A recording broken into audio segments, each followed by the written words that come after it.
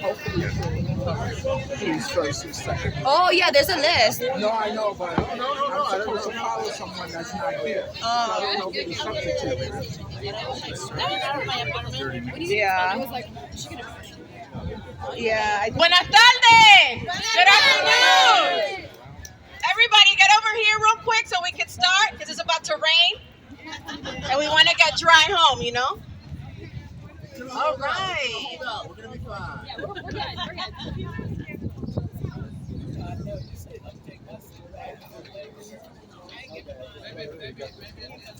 First of all, give yourselves a hand of applause for being here today, for fighting for universal health care, for bike riding, because this is what we need to do to protect our communities.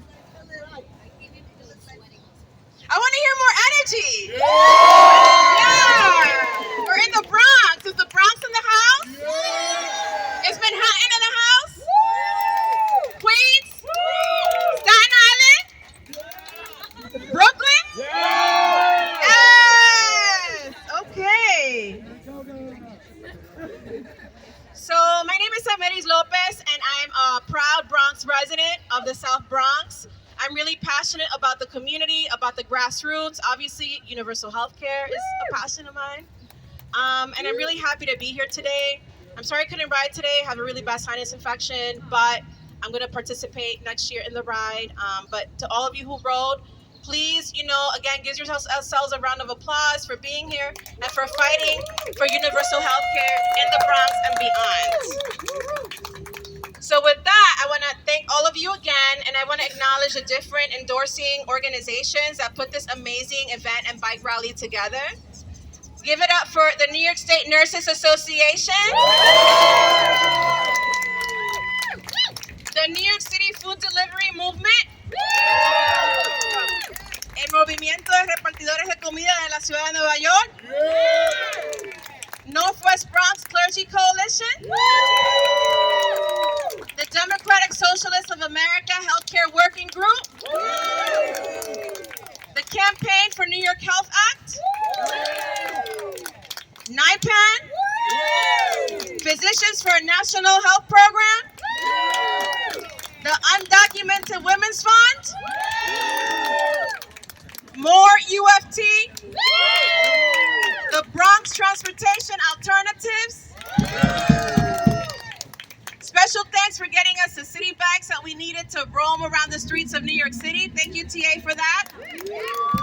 Northwest Bronx Indivisible. CD16 Indivisible. And we want to thank the stage builders, John and Russell, and the food team, Enrique and Regis, and the Rude Mechanical Orchestra for bringing the music and the passion today. Adelante. Let's hear that music. So thank you again for joining together in our fight to put people over profits, because this is what this is about. And all power to the people, todo el poder al pueblo, y el pueblo nunca jamás será vencido. So why are we here? We're here because the Bronx is the poorest congressional district in the entire country. There's a lot of diabetes, there's obesity, a lot of different issues impacting the community. But a lot of us don't have universal health care. So this is what this is about, to make sure that we put people over profits and that we fight for universal health care. Right. So that we can stop dying, so that we can get access to the health care that we need, so we can live and thrive in our communities. So todo el poder al pueblo. Todo el poder al pueblo. Okay. So the importance of bike ride and rallies like this is to raise awareness, to bring community together, to build a multiracial working class coalition that centers the most vulnerable in our communities, the undocumented community, Black and brown immigrant communities that are bearing the brunt of lack of access to universal health care. And this is why we fight. Because when the most vulnerable communities benefit, we all benefit. So as we know, healthcare, having access to it is a matter of life and death, right? We've lost family members. Enrique, for instance, our cook, lost his uncle, and Scott, his son, and they were denied treatment because of lack of insurance, because of corporate greed, because people want to put profits over people. And again, this is what this movement is about, is to put people over profits. That ain't right. That ain't right. So now we're going to do a little chant. So, fight, fight, fight. Healthcare is a human right. Fight, fight, fight. Healthcare is a human right. Fight, fight, fight. Healthcare is a human right. Fight, fight, fight. Healthcare is a human right. Fight, fight, fight. Healthcare is a human right.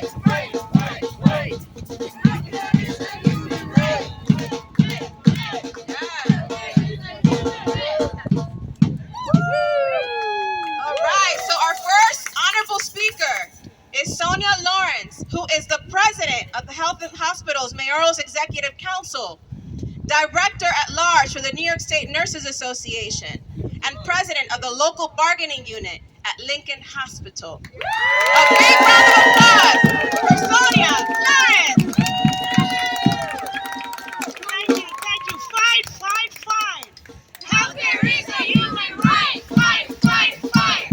Healthcare is a human right. Fight, fight, fight. Healthcare is a human right. Yay!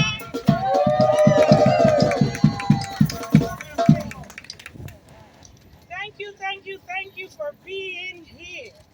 Woo! Good afternoon. Thank all of you for being here. My name is Sonia Lawrence, and I am the president of H&H Mayoral Executive Council, the president of the LBU here at Lincoln Hospital. I am a NISNA board of directors, and I am a nurse here at Lincoln for 28 years. I was one of those who came to Lincoln back in 1994 for the experience as a new nurse because I could not find a job anywhere despite having a degree. I was told I had to stay for 2 years, and that was my intention. But God had another plan, and I am still here after 28 years. Because I have found a family connection with those that I work with and the people we serve, right here in this community. The community around Lincoln Hospital has always been struggling and fighting for just health care. As far back as 1970, Lincoln Hospital played a significant role with the Young Lords and community. The Young Lords targeted this hospital because they understood that healthcare is a fundamental human right, and that they were being denied in this community. How is it possible that over 15 years later, and after a deadly pandemic, we are still here, needing to struggle out here in the streets, in the same location the Young Lords did for such a basic human right? How many ways must we demonstrate how deadly the lack of equitable and accessible quality care is for our communities? You know it like it is. The actions of the Young Lords resulted in the creation of the Patient Bill of Rights. And still, over 50 years later, we have no rights or access to equitable quality health care. That ain't right. That ain't right. Fight, fight, fight, because that ain't right. We need fair and publicly funded health care for all. Right. H&H is the closest thing we have to a single-payer system. We take care of every New Yorker, regardless of color, sexual orientation, gender identity, documentation, undocumented, insured, uninsured, underinsured, or ability to pay, or even your zip code. As you likely know, your nurses in the amazing H&H system, all 6,500 of us across the city, are in a fierce contract campaign. We are demanding a fair contract that reflects the dignity and fairness with which we wish to be treated. Staffing has never been worse, and the disparities have never been greater. Pay the nurses! Pay the nurses! Pay the nurses! Pay the nurses! Pay the nurses! So far, the city has in no way indicated that they will offer an agreement that we need and can bring to our members without infuriating them. Our city hospitals are the backbone of healthcare. You come for medical care, but you stay for nursing care. We cannot have hospitals without nurses, frontline staff, and essential workers. Our public hospitals are in jeopardy. We need to save our public hospitals now. We are ramping up our campaign. So please, please, please stand with us in solidarity as we demand a fair contract that treats H&H nurses with the respect we have earned and improve patient care and outcome. I am inviting you to come out to Union Square on May 10th between 11:30 and 1:30 and stay tuned for announcement for additional actions and ways to support us as we struggle for justice and preservation of our public hospital system, a single-payer system, because healthcare is a human right, and every New Yorker is a VIP. Thank you.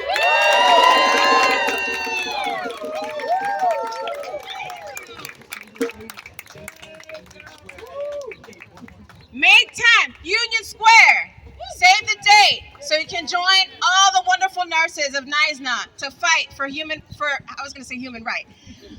fight for human rights, to fight for universal health care as a human right. May 10th, Union Square. All right, so we love our nurses. Thank you so much, Somia, for being a leader in this fight, in this movement. And now we're gonna do a little chant. El pueblo unido jamás será vencido. El pueblo unido jamás será vencido. El pueblo unido jamás será vencido. El pueblo unido jamás será vencido. Pueblo unido jamás será vencido. Pass the Healthcare Act now. Pass the Healthcare Act now. Pass the Healthcare Act now. Okay. So our wonderful speaker is someone that I have the honor of knowing. Her name is Toby Buford. She's from the Bronx, New York Progressive Action Committee of New York. Longtime Bronx resident, a proud product of the public school system in the Bronx, who obtained her graduate degree from Lehman College. Give it up for Toby Buford!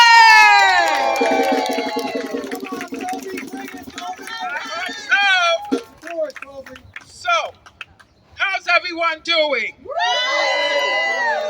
Hope you all are doing well. So what do we want? When do we want it? Now. What do we want? Healthcare. When do we want it? Now. Pass the Health Care Act now. Pass the Health Care Act now. Pass the Health Care Act now. So, we are not going to let up. We are going to stay the course. Universal health care is for all of us. We need to take the profit out of our health care system. We need health care to work for us all, not just the rich, but for everyone, no matter the income, no matter the skin color, no matter the immigration status, no matter the religious affiliation, no matter the medical condition. Health care is a right. We want health care over profit now. We need the New York Health Care Act to ensure that we can feed our families so that we don't have to choose between baby formula and high blood pressure medicine. A child needs their parent. Parents need to be healthy to take care of their loved ones. The New York Health Act would eliminate the following: co-pays, deductibles, referrals, reduce approval time waits for surgeries.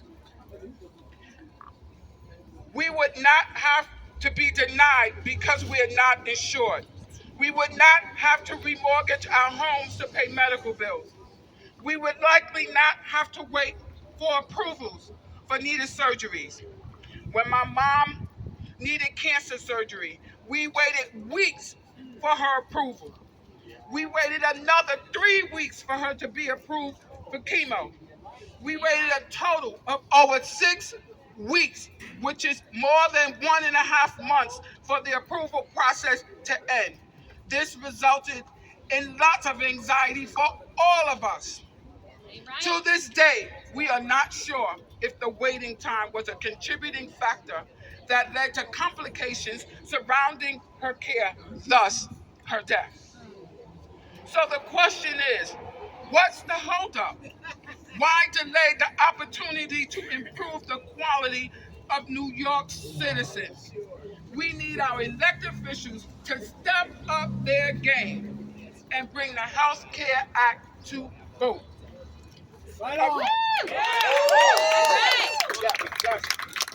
Affirming the bill would be making it law, which means that New York State would be the first in this union, the first in this union to grant universal health care to its citizens. We would be able to show the states how to get it done, show other states it's possible to bring universal health care to their citizens. So what do we want? Our elected officials to pass the Health Care Act. Say it with me. Our elected officials to pass the Health Care Act. Our elected officials to pass the Health Care Act. Thank you.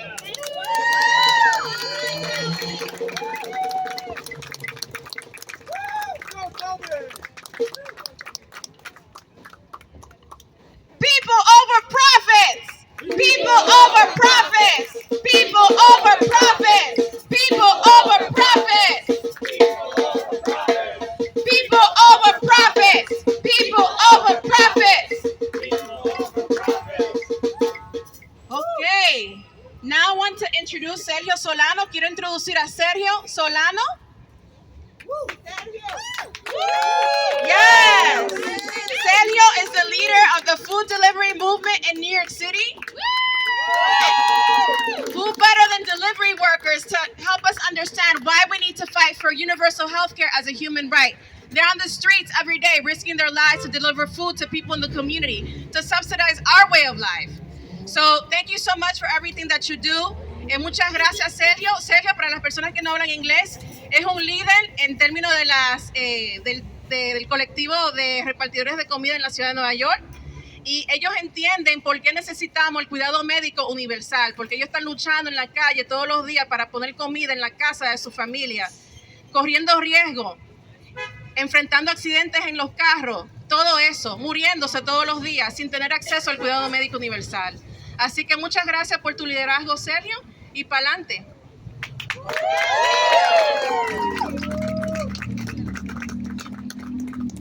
So, also Sameli helped me to translate to English. So, the one I say is thank you all the support you guys do for us, because we are like a part of the city. We work in the city, so that's why it's important for us this, because we don't have like nothing. We don't have insurance. In this hospital, we lost one of our friend like last year, because they don't have insurance.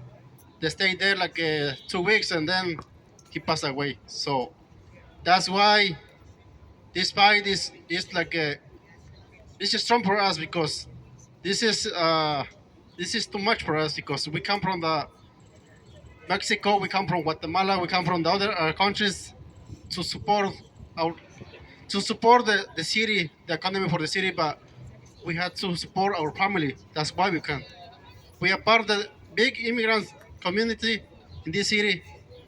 So, you know, when invite me last time, Samali and Kevin, the other guys, Last year we come here the first time. Now this is the second year. So we are, you know, we are the most thing, the mostly thing we had is we fight for all injustice, for all things is we need it. The thing we need to do is fight. We can we can stop, but we do this together. I think the main point is we do this. Everything is stronger. That's why thank you guys for support. So that's why we're looking for the warranty, the healthcare for all immigrants, all people, Spanish, not Spanish, all the race. We are welcome this city. So we say thank you to the city, but if the city has something for us, we are welcome. So we want them. We want all this healthcare for everyone. I know you guys. Maybe we know we have like a group, mostly Spanish group we have. We call New York City Food Delivery Movement, Movimiento de los Repartidores de Comida. We are. That's the thing we do. We do the job. You know, we don't ask for we don't ask for money. Only we ask for job. So that's the thing we come for. So that's why I say thank you for all the support. Thanks, Amalis. So thank you guys.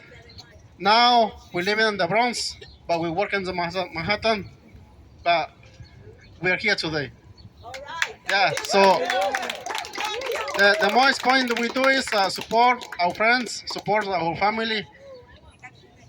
That's why we like to come here. So we like to come here. So and say one each. You guys say thank you and thank you for this time. Thank you for the speak. Thank you.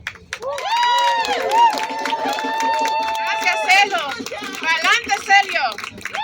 Let's give a big round of applause for Sergio and the food delivery movement. A bigger round of applause.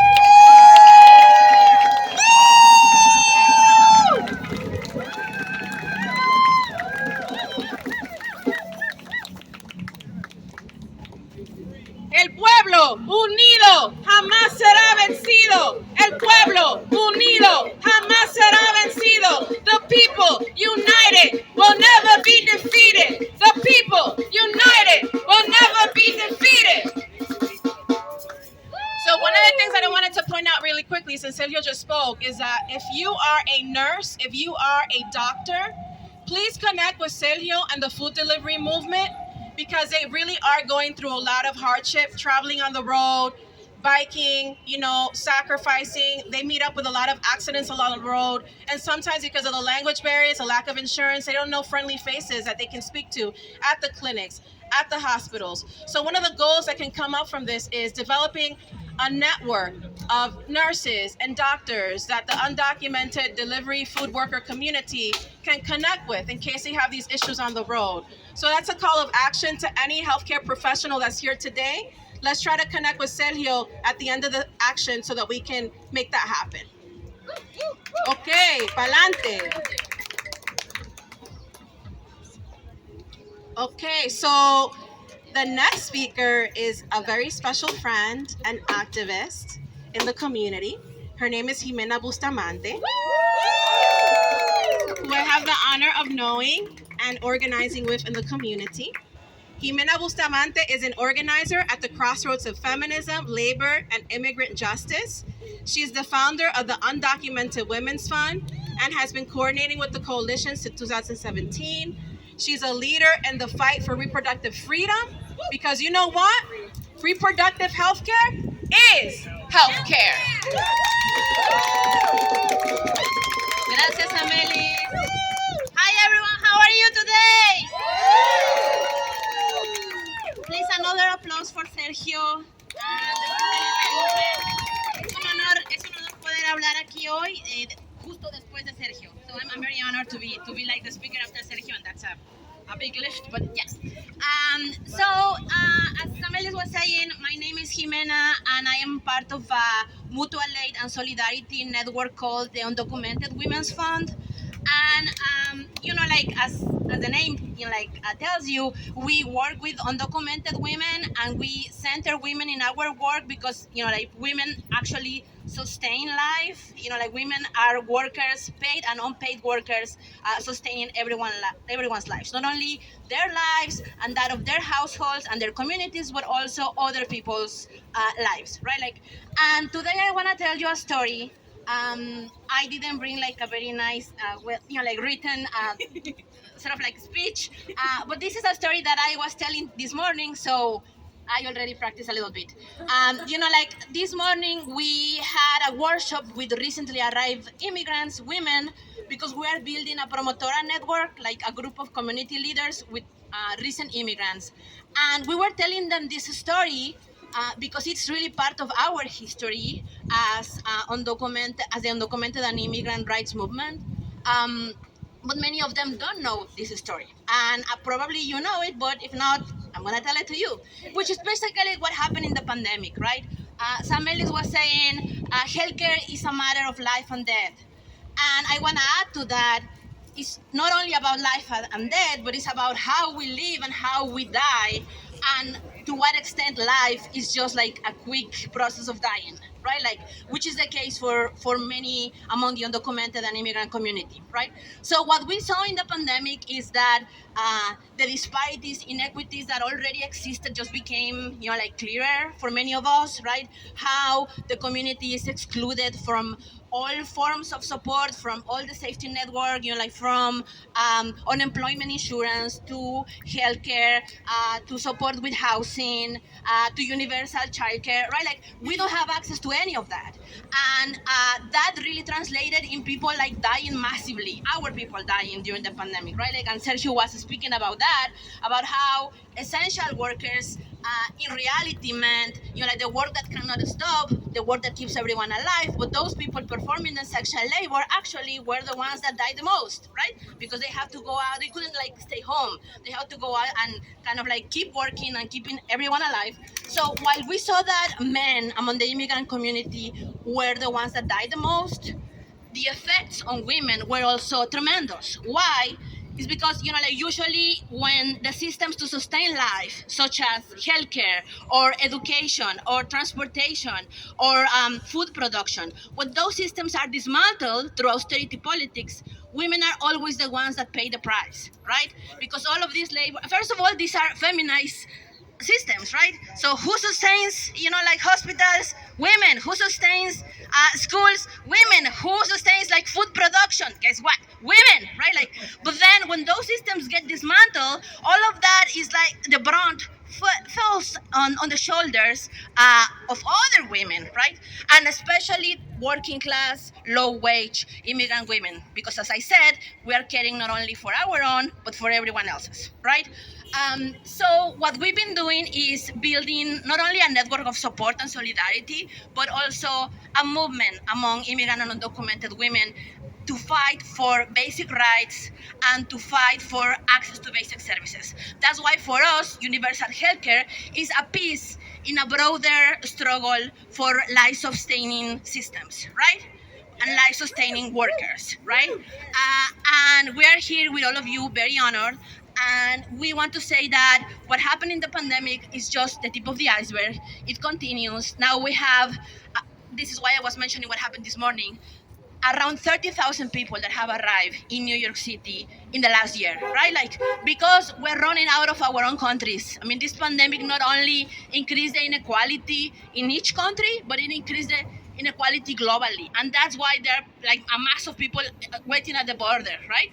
And then we have all of these people coming to New York. So this is the moment in which, we as immigrant and undocumented workers, and especially as women, we are joining this movement and demanding, inclusion and demanding universal healthcare and universal services for all.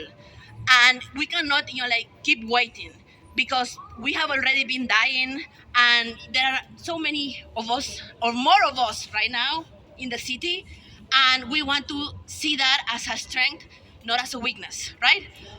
So that's all, everything that I had to say, and I'm gonna repeat. Earl asked me for a chant in Spanish, but everyone is doing El Pueblo Unido, sorry, Earl, so So I'm gonna do it too. Okay. Entonces, el pueblo unido jamás será vencido. El pueblo unido jamás será vencido. El pueblo unido jamás será vencido. Gracias.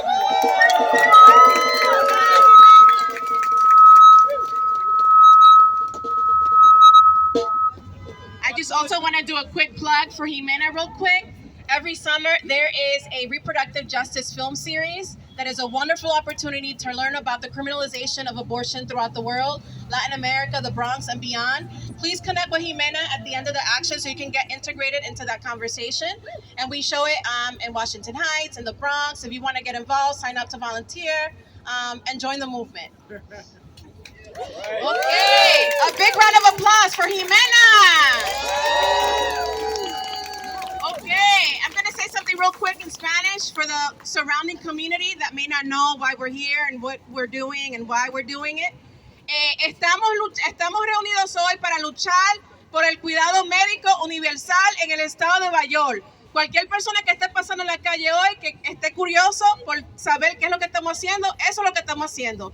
Estamos luchando para que todos los neoyorquinos en el estado de Nueva York tengan cuidado médico universal, para que tengan cuidado médico si tengan trabajo o no, si son indocumentados o no, porque todos merecemos el cuidado médico universal y tenemos que luchar contra la avaricia de las corporaciones para hacer que esto suceda. Pa'lante. Ok, entonces vamos a decir, sí se puede, la ley de salud para todas. Sí se puede, la ley de salud para todas. Sí se puede, sí se puede, sí se puede, sí se puede. Sí se puede, sí se puede.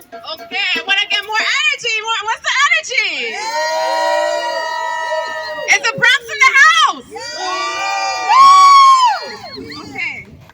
So the next speaker is going to be Kate Connors. She's a public school teacher and leader in the movement of rank and file educators for United Federation of Teachers. Big round of applause for Kate. Within the UFT, there is a growing movement of the rank and file to demand the union leadership support the New York Health Care Act. We welcome Kate to tell us about why teachers want universal coverage for all.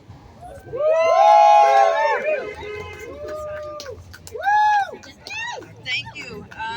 Thank you for everybody for coming. And before I get started, to talk about my union, the UFT, the United Federation of Teachers. I want to shout out the nurses union, NYSNA. Thank you. You all understand that the New York Health Act is a human right. Healthcare is a human right. The healthcare is good for New Yorkers and is good for unions. Sorry, I'm stumbling a little bit because I'm a bit nervous. Thank you for the support. I appreciate that. So the UFT, my union, is a staunch opponent of the New York Health Act. And it is a major reason as to why this bill is not making it to the floor for a vote. And that's a tremendous problem. To make matters worse, Michael Mulgrew, president of the United Federation of Teachers, yes, very much boo, is forcing retirees onto a Medicare Advantage program that was snuck into contract negotiations in 2018, where for a modest increase in raise, we offered up the diminishment of retiree health care, which is going to be completely detrimental. We know our retirees now will have a narrower provider network. We know that there will be more denials of prior authorizations than if they continued on their traditional Medicare, which was promised to them when they took the job as a part of their benefits package. In addition to that, we've seen for active members of UFT, the copay costs increase higher and higher and higher.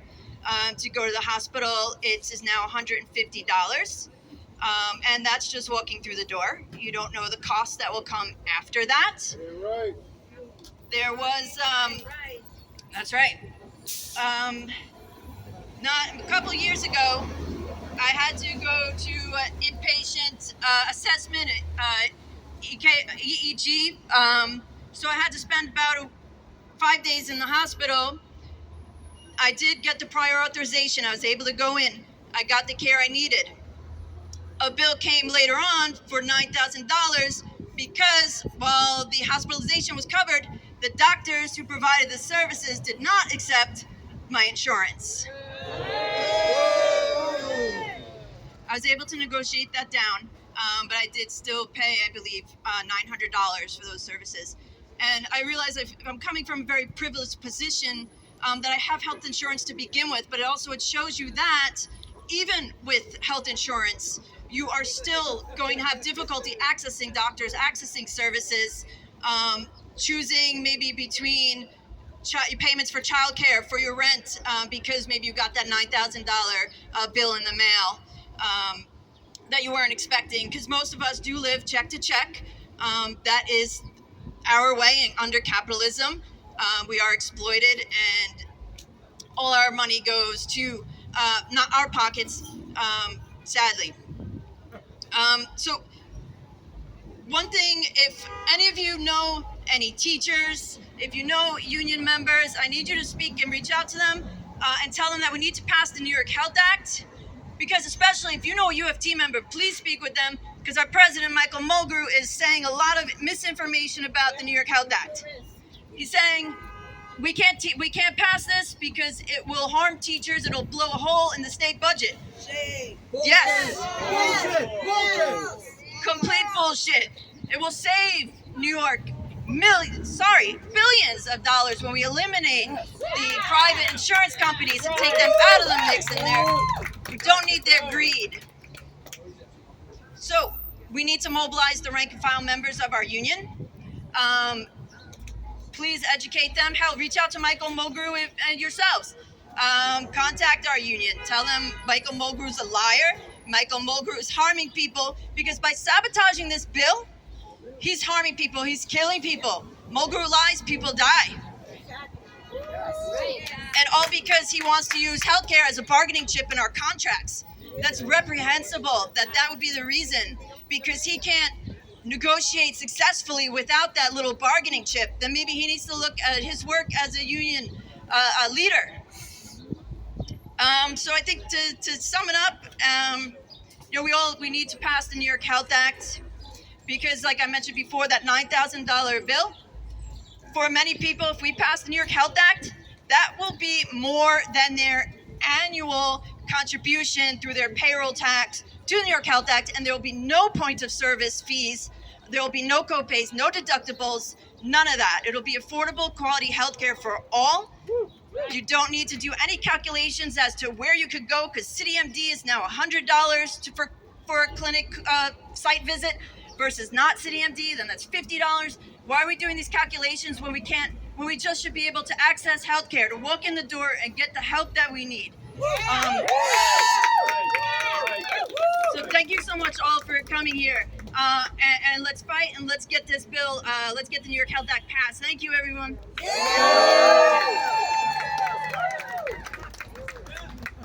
Big round of applause for Kate. All right, everybody in, nobody out. Everybody in, nobody out. Everybody in, nobody out. Everybody in, nobody out. Okay, so before I introduce the next speaker, I want to do a quick call to action. You see this little postcard I have?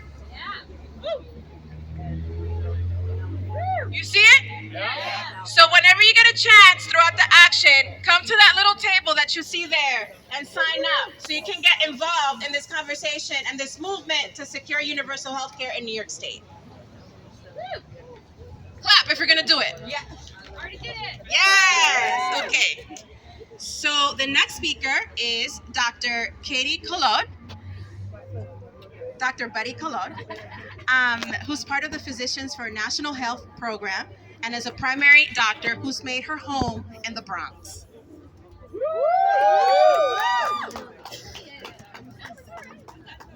Good afternoon, everyone. Thank you so much for sticking it out.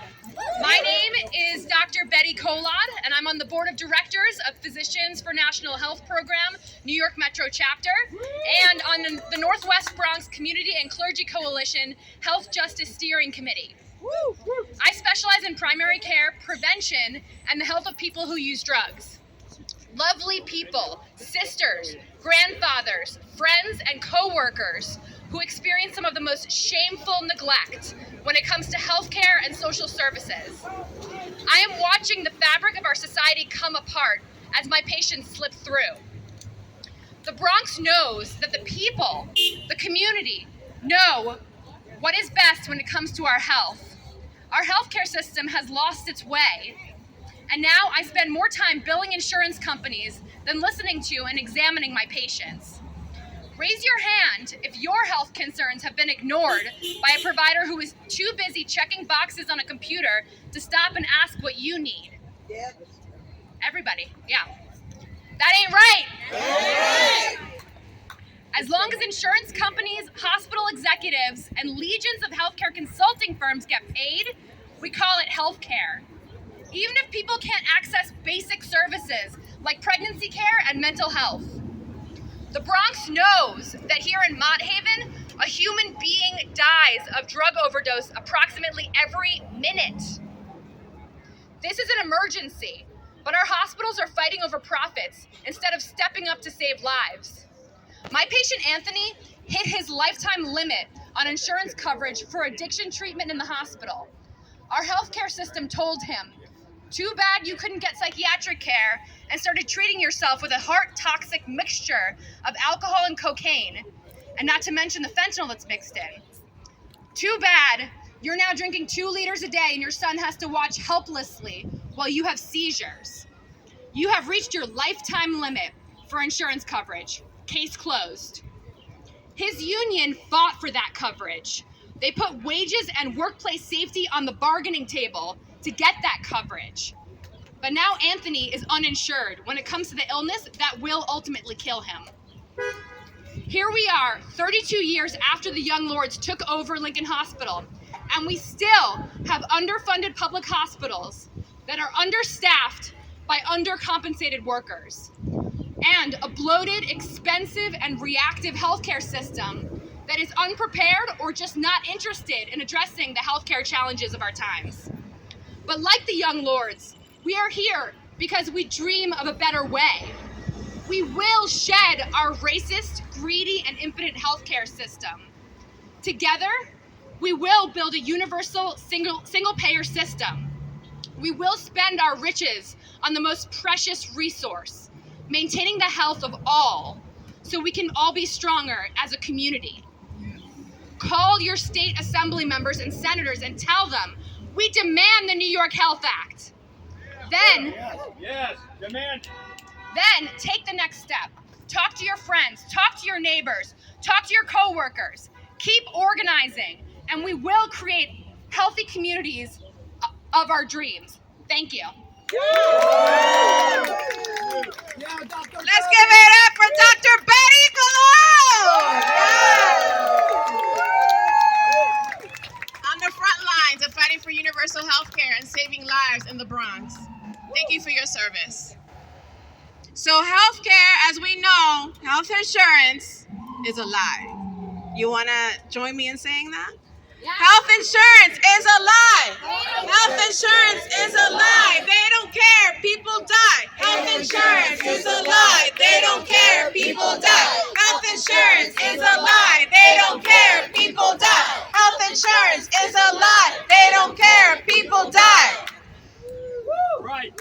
Okay, so the next speaker I'm going to invite to the stage is Sam Feen, who's an Albany County legislator who traveled all the way here to join the ride and is a third-generation health activist. Thank you. My name is Sam Fine. I'm an Albany County legislator, and I came all the way down here, not by bike, but by car. But I did bike with you all today from Manhattan. All right. So I came here from Albany because whether you're upstate or New York City, we all share a common desire for a healthcare system that serves the needs of every New Yorker and puts people's health over the profits of insurance companies and executives. We gather here today because we believe that access to quality healthcare is not a privilege for the few, but a fundamental human right for all. So let me ask you this. Is it fair that in the wealthiest country in the world, millions of our fellow citizens are drowning in medical debt? Is it fair that families are forced to choose between paying for life-saving treatments and putting food on the table? Is it fair that people are denied coverage or charged exorbitant premiums simply because of pre-existing conditions? This fight is not new to me. It's personal. My grandfather, Rashi Fine, was a true hero in the battle for healthcare justice. He was a healthcare policy economist who is known as a father of Medicare. He worked with the Truman, Kennedy, and Johnson administrations to make Medicare a reality. So from a young age, my grandfather taught me about justice, about healthcare justice, and that healthcare is a human right. I like to joke that he was fighting for Medicare for all before Bernie Sanders made it cool. And so he really inspired me to get politically active and to fight for change. And in Albany County, a couple of years ago in the Albany County Legislature, I proposed a proclamation that many of my colleagues signed on for, urging the state legislature to pass the New York Health Act. So we need to continue this movement throughout the state.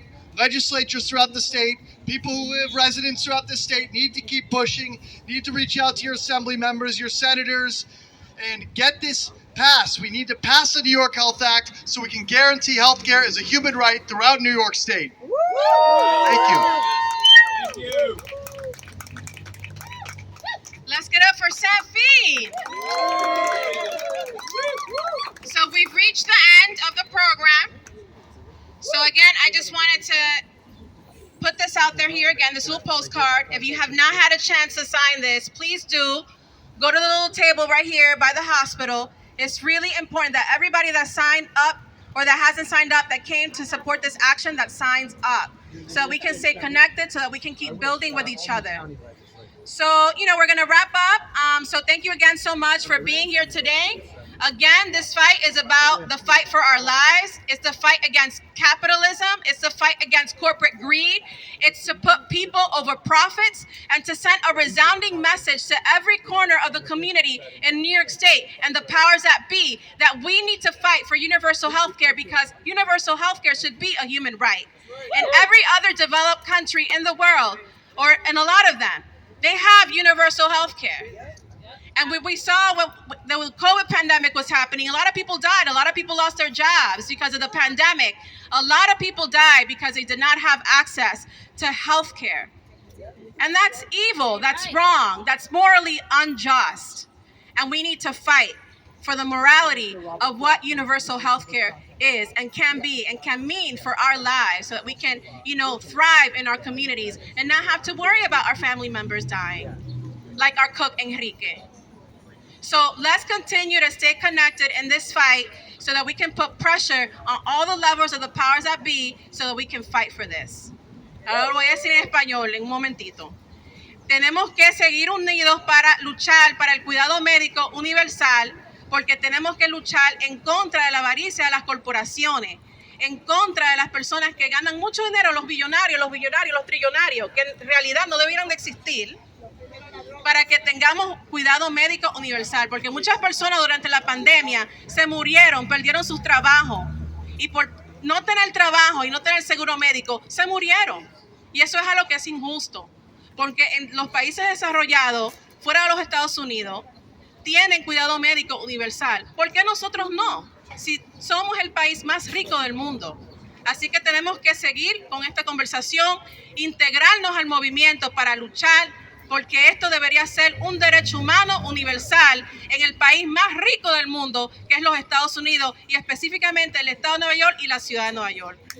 Thank you so much.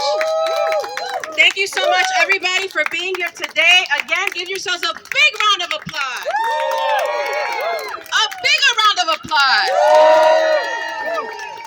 for having courage and speaking truth to power through your lived experiences and the personal sacrifices that each of you are making to keep this movement alive.